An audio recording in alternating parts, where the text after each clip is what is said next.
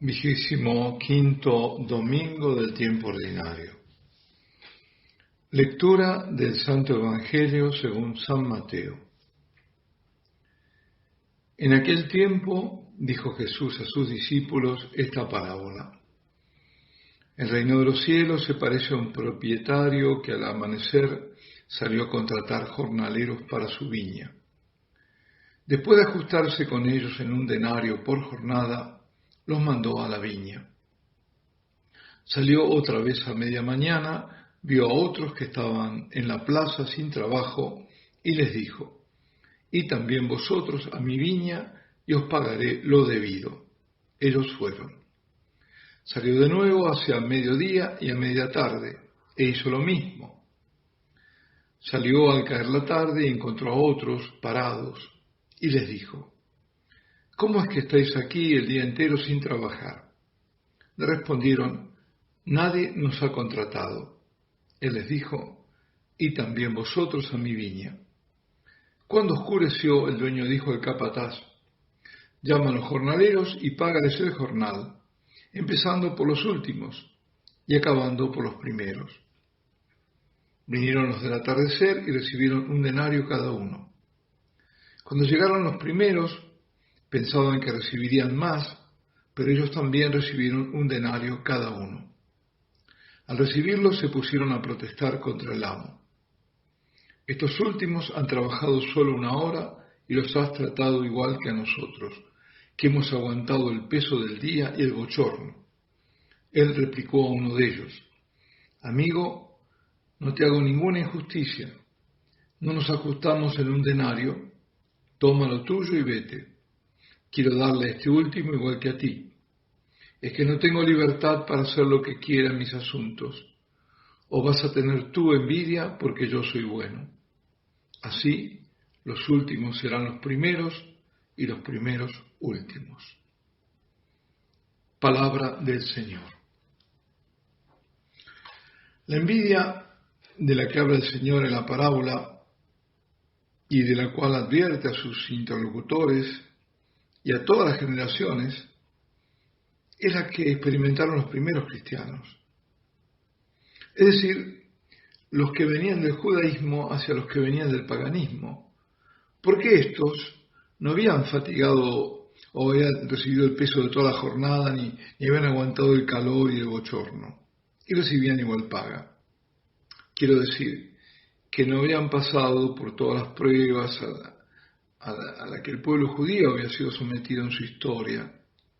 Por ejemplo, el peligro de aniquilación en la época de la reina Esther, ni tantos otros. No compartían esa historia sagrada, porque la historia del pueblo judío es la historia sagrada. Es decir, no venían de recibir tampoco la ley, no gozaban de la alianza que Dios había hecho con Abraham, nada. Y ahora, estos pensarían advenedizos, son tratados con tanta preferencia. Es decir, no hay diferencia entre nosotros y ellos. Por eso, la disputa, sobre todo de San Pablo, con los discípulos judaizantes, que exigían que los paganos fueran circuncidados y obligados a seguir otros preceptos típicamente judíos. Fijémonos justamente San Pablo, cómo las cosas el Señor las da y en qué medida las da. Porque, ¿quiénes eran los que exigían los judaizantes? Bueno, parece que incluso el pariente del Señor, primo, pariente, Jacobo, es decir, Santiago el menor, el que fue obispo de Jerusalén, era uno de ellos. Eran ellos, todo ese grupo que exigían que tenían que ser circuncidados y todas las prescripciones judías tenían que hacerlos como los demás, los paganos. Con lo cual, además, los asustaban y los retraían, y como diciendo, bueno, aquí hay una jerarquía. Y en cambio Pablo, que es el más judío de los judíos, es el que defiende la libertad de hijos de Dios y además, como diciendo, el Señor nos trajo esa libertad. La libertad de salir del yugo de la ley a la gracia. Bueno. Entonces, quizás, que un ejemplo de los judaizantes los tengamos hoy con nuestros hermanos, los judíos mesiánicos, los que reconocen a Jesús como el Mesías de Israel, pero que siguen manteniendo toda la tradición judía. Celebran el Shalom Shabbat, todo eso, ¿no? No quiero con esto decir que sea lo de la envidia, pero bueno, volviendo al tema de la envidia, esta va más allá de la historia de los primeros cristianos. Sobre todo a la de las comunidades para las que estaba escribiendo San Mateo, porque su evangelio está dirigido particularmente a los judíos que abrazaban el cristianismo, a esos. Por eso él comienza, por ejemplo, su genealogía, San Lucas comienza la genealogía de Jesús desde Adán, para mostrar que es el Salvador de toda la humanidad. En cambio, como él está escribiendo para los judíos, Mateo comienza desde Abraham, por ejemplo. Hay otros ejemplos que se notan que tiene esa tonalidad, a ellos está dirigido. Y un poco al pasar, ¿no? Dicho así, una experiencia personal, yo estuve creo que 3 veces, quizás alguna más, no sé, con comunidades de judíos mesiánicos en Buenos Aires, porque tenía interés en conocerlos. Y en 2 ocasiones participando de encuentros, donde fui muy bien recibido, y en una de una clase dada por un rabino sobre el Evangelio de San Mateo. Por eso digo, es el Evangelio que incluso hoy es el que más se utiliza. Y que era muy interesante porque los iba iluminando todo a su auditorio judío cristiano, es decir, judío que ahora era mesiánico, que aceptaba a Jesús, lo iba iluminando con las prácticas judías. Así que fue muy, muy interesante. Bueno, volvamos a la parábola. El Señor en la parábola del reino de los cielos llama a todos a la caridad, que es la virtud opuesta a la envidia. Es decir, advirtiendo de esa envidia, está llamando en el fondo a la caridad. La envidia es un pecado capital. A cada pecado capital hay una virtud que se opone. Y justamente, contrario a la envidia, es la caridad. Envidia, tristeza por el bien ajeno, según Santo Tomás de Aquino. Una magnífica, una forma muy breve, dice todo, ¿no? Porque es cuando sentimos, porque alguien tiene algo que apreciamos nosotros, y en vez de alegrarnos porque lo tiene esa persona, nos entristecemos porque no la tenemos nosotros. Entonces, y a veces son bienes materiales y a veces bienes espirituales. Es peor la envidia espiritual, ¿no? Como siempre. Ahora, hago una pregunta, ¿experimentas envidia? Si dices que no, que nunca la experimentaste, porque a veces me dicen, no, yo nunca tuve envidia. Mientes. Ahora, el remedio sabemos ya cuál es, la caridad.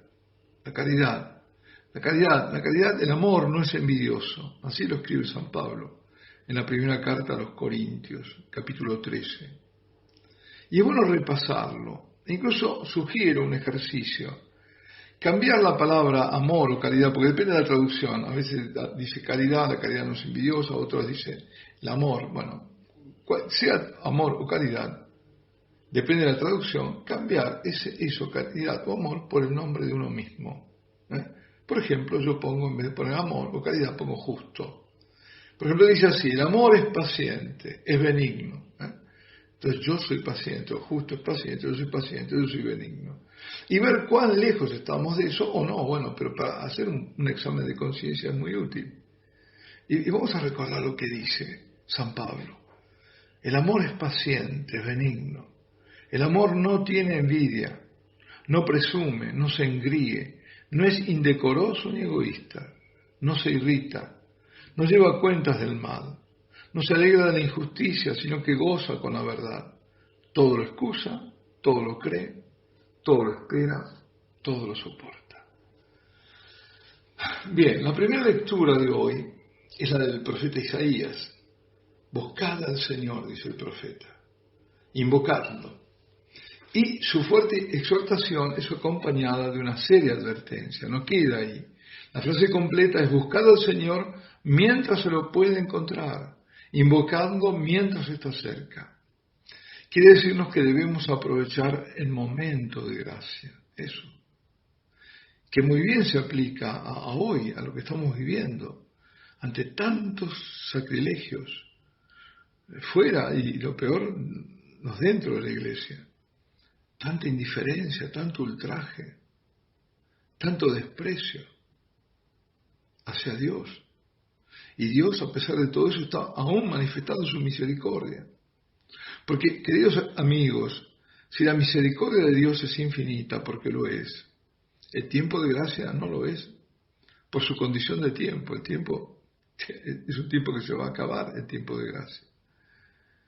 Sabemos sí que el Señor está muy cerca de nosotros, tan cerca que se hizo alimento en la Eucaristía, alimento de vida eterna.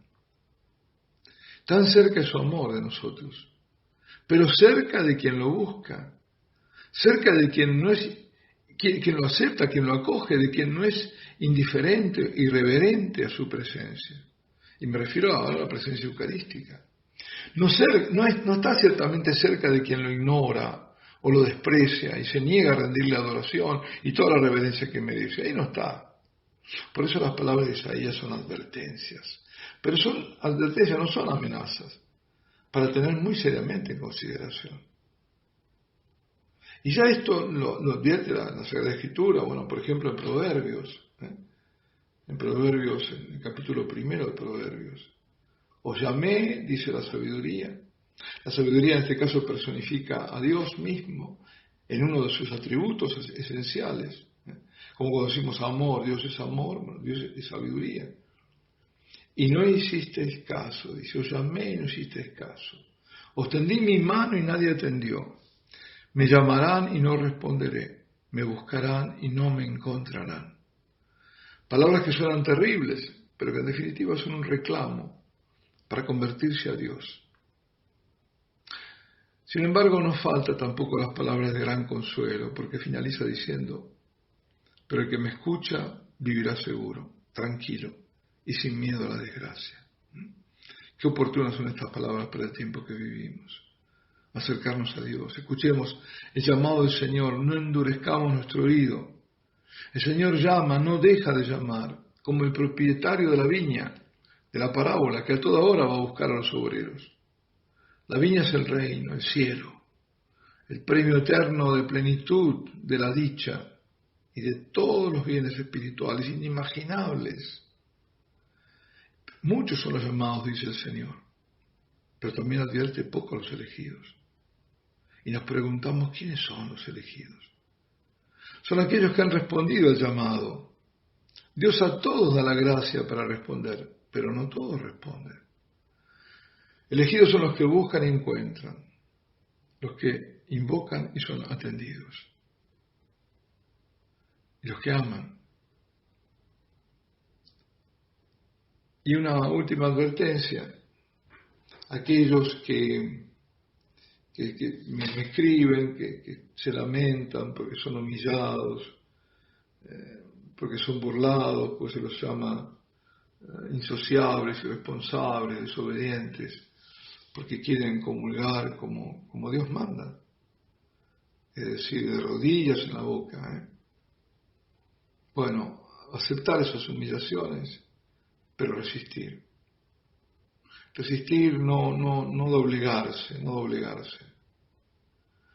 Curiosamente, y quizás tenga que ver con este evangelio de hoy, los obligan cuando los dejan, que a veces no lo dejan, con un abuso enorme de poder, a comulgar al final. Pues bueno, son los últimos que serán los primeros. Si todo lo hacemos de acuerdo a la voluntad de Dios y sin engreírnos y aceptando la humillación todo para la gloria del Señor.